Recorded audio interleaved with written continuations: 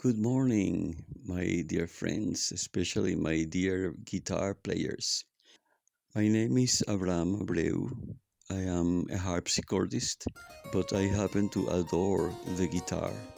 Well, it's not strange. The harpsichord is a plugged instrument and the guitar is also a plugged instrument, so that we're very, very well related to each other. I am now about to tell you a very curious and beautiful story, and one that leaves you wondering why things happen, because there were many, many unexplainable events in it, and I hope you'll find it interesting. During the 1970s, 80s, 90s, I was a professor at the Universidad Simón Bolívar. There I taught mainly people who were not musicians, who were mathematicians, biologists, philosophers, everything. Music was eventually taught at the university, but not at that time. At that time, we only gave music appreciation classes.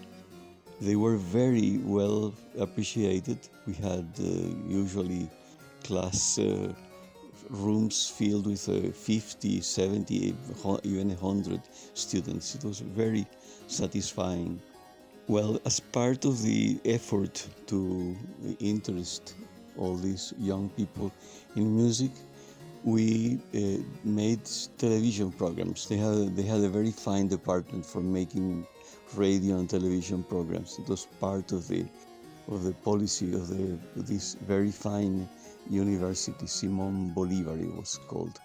Well, one time in the early 80s, I began a harpsichord and guitar duo with a very fine Venezuelan guitarist, Bartolomé Diaz.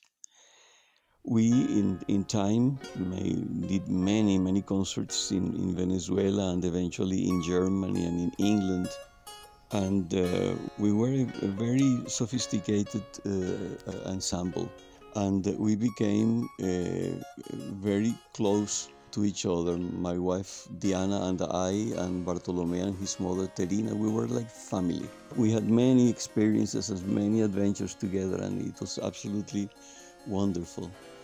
So in one of the several programs that I did with Bartolomé for the university audiovisual department was a program in which Bartolomé was playing a guitar made for him by the great luthier and also great mountain climber Ramon Blanco. He recently passed away. He was an amazing man. I believe he was in the what do you call the Guinness book as the oldest person who climbed Everest without oxygen. An extraordinary person. Well, Ramon Blanco had made a guitar for Bartolomé, which he was using in that television program. And the fine guitars usually have nicknames. This one was called La Consoladora. Why La Consoladora, the consoling one? Well, because Bartolomé, who was, as I said before, a very fine guitarist, wanted to buy a great, wonderful guitar, which was very expensive, and he didn't have the money. So Ramon made him this very fine instrument to console him from not having a famous guitar. We did the program, and it was usual, it was customary, that very good programs that we made for the students of the Simón Bolívar University would eventually find their way to the national cultural television channel, Canal 5, which doesn't exist anymore, of course. Well, so it was broadcast, and many people saw this and many other programs. I must now tell you a little bit about Terina. Terina was Bartolomé's mother, a very dear person who we consider like an aunt. Bartolomé was like a young brother, and she was like a very affectionate aunt. We had many adventures together, many wonderful remembrances, the four of us, Diana and I, Bartolome and his mother. Well, anyway, she was a woman who was not, she was not addicted to buying the newspaper every day. At the time, there were many newspapers you could buy. The most famous one were El Universal and El Nacional. And they were big papers, and it was part of daily life that you went out and you bought the paper. Today it isn't like that. Today we must see everything online. There are no in physical, as they call it, in physical papers. No? So she didn't buy papers, but one day, God knows for what reason, God knows what was the reason behind this, she bought El Universal.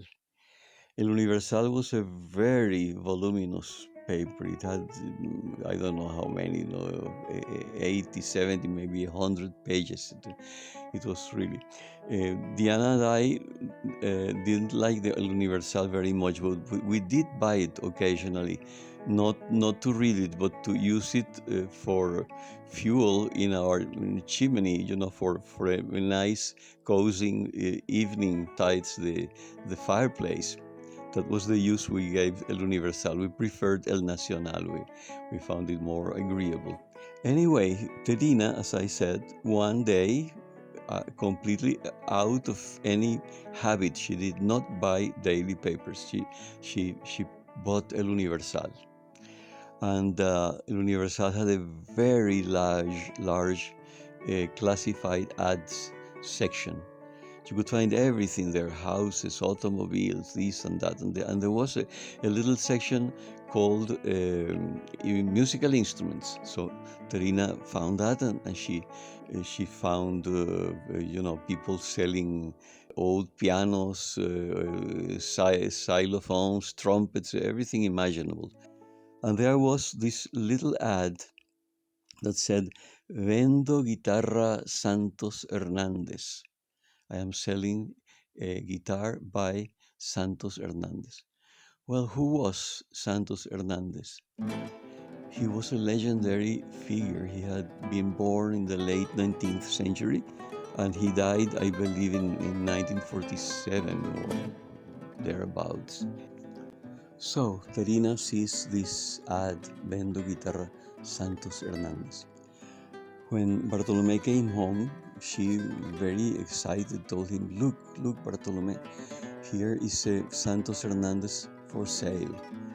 I know positively that we will not be able to afford it. These were extremely expensive guitars, but let's go and see it. Let's go and give it a try.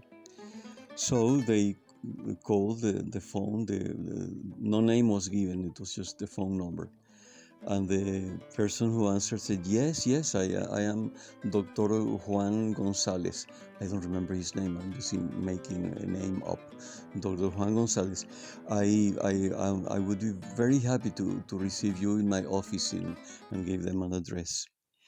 The next day they went there. It was near Plaza Bolivar in the center of town, an old, small, 4-story building, slightly dilapidated. And they, very excited, they went in and climbed up to the 4th floor, and there was a door with a plaque, Dr. Juan González, lawyer. So they knocked, and when the door opened, something very peculiar, very strange, very unexpected appeared. An old gentleman, not too old, he may have been 60 years old or so, who received them with a smile and was dressed in a very formal attire with tie, vest, even a little golden chain that surely went on to a gorgeous old gold watch. It was really like going back 40, 50 years. He was very smiling, and he asked them to come in. And he said, well, Terina said, I am Terina Sagun, and this is my son, Bartolome Diaz, who is a guitarist.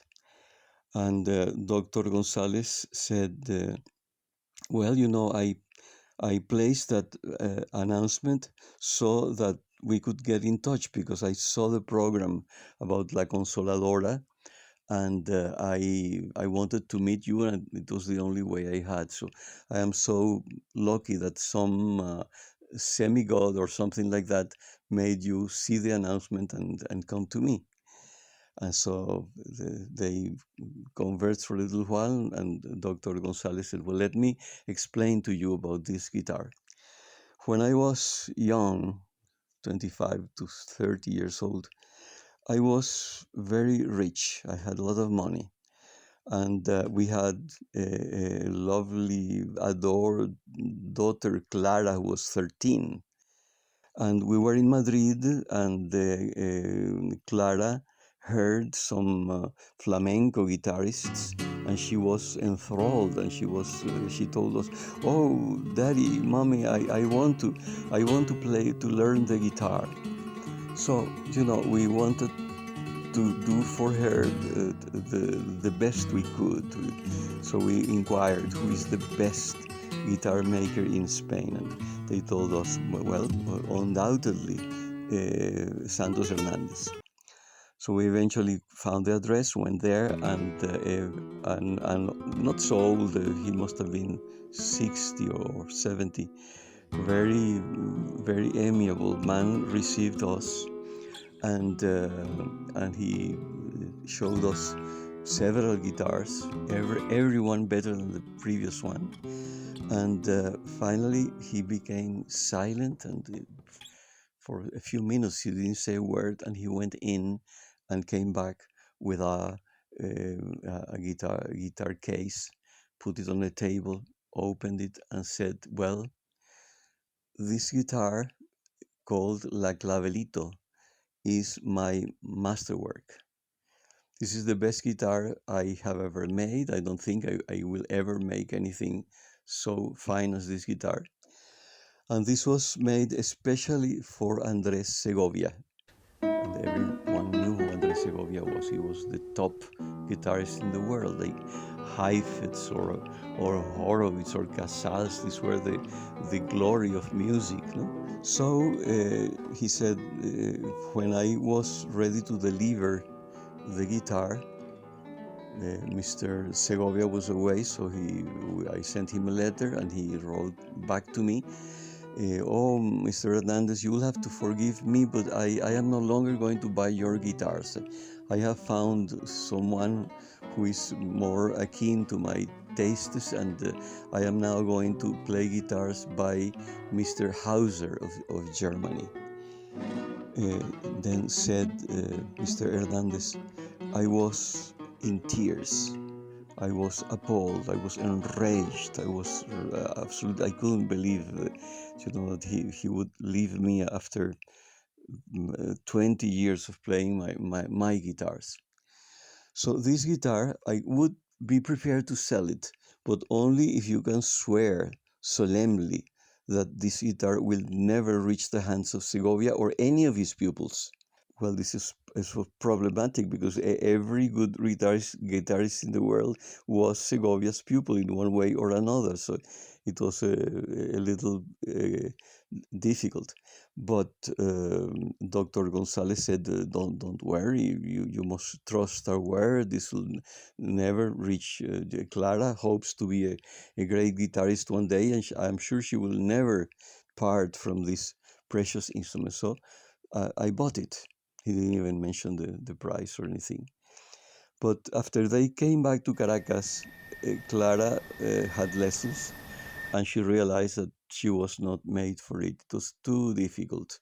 So she stopped. And Dr. Gonzalez simply put the guitar away. Eventually, he took it to his office instead of having it at home.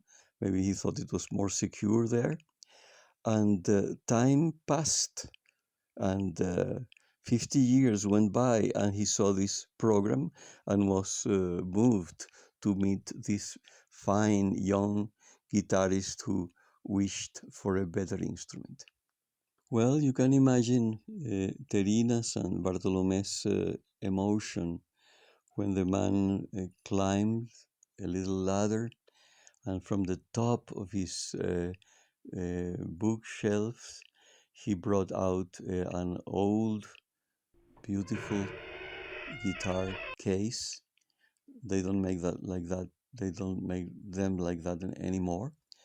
He put it on a little table, dusted it. It had been there for such a long time. And well, normally, an instrument which is left for half a century in a humid climate will develop some problem, of wood-eating worms or whatever, or it will warp or something. It's very strange that an instrument should lie, as I say, in a humid climate and remain unharmed. So he brought down the guitar, opened it, and it was covered with a beautiful red velvet cloth. He took it off, and trembling, absolutely, I was not there, but I can imagine what they felt. They were both extremely excited, and when he took away this red velvet cloth, they saw this magnificent instrument with reddish varnish and absolutely like new. It was a new guitar. So Dr. Gonzalez said, well, why don't you take it up, tune it, and try it? I repeat, I was not there, but I can absolutely, I can be certain what happened. I can imagine it very well. So Bartolomé, with trembling hands, took the instrument, tuned it, and played for a long time. I don't know, 15, 20, 30 minutes. At the end of this, he said, well, Dr. Gonzalez, we are absolutely enthralled with this instrument, but what is the price? And here comes the best part.